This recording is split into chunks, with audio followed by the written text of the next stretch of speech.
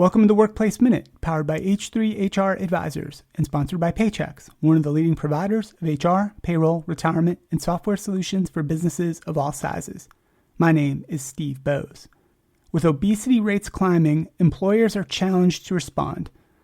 A new research report has shown that nearly 3/4 of U.S. adults are overweight or obese. The findings have wide-reaching implications for the nation's health and medical costs, as it faces a growing burden of weight-related diseases.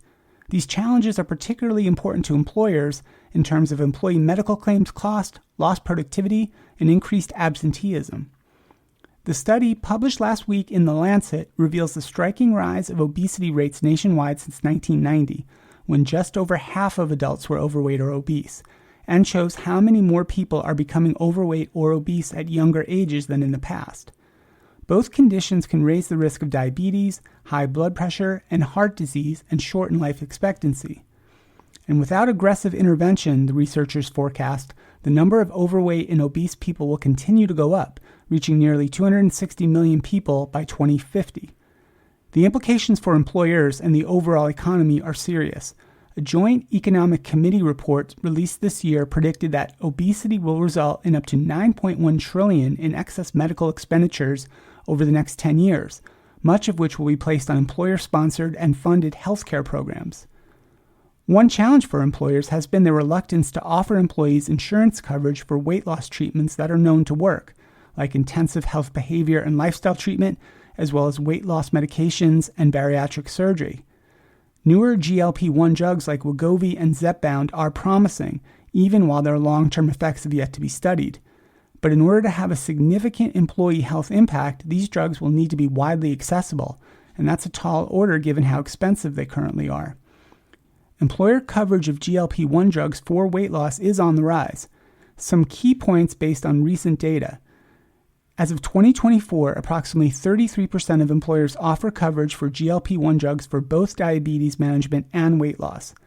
An additional 13% of employers are considering adding coverage for weight loss in 2025 or 2026. However, most employers currently cover GLP-1 drugs primarily for diabetes management. Of those that only offer coverage for diabetes, 19% are considering expanding coverage to include weight loss. Additionally, employers are implementing various strategies to manage the high cost of these drugs.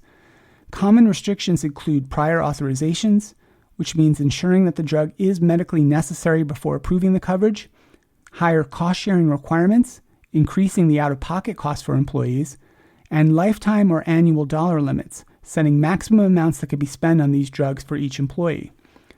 These measures reflect the balancing act employers face providing effective treatments and managing their healthcare costs. But with overall obesity rates on the rise and the continuing popularity of the GLP-1 drugs, more employers are going to be challenged to consider including coverage for these drugs for weight loss purposes in their employee medical and prescription plans. In fact, there could come a time soon when employees make decisions about where they would like to work based on these coverage decisions. That's not a far-fetched idea given their popularity, effectiveness, and high costs. We will continue to follow all the important topics and trends in the world of work here on the HR Happy Hour Media Network. That's it for the Workplace Minute, powered by H3HR Advisors.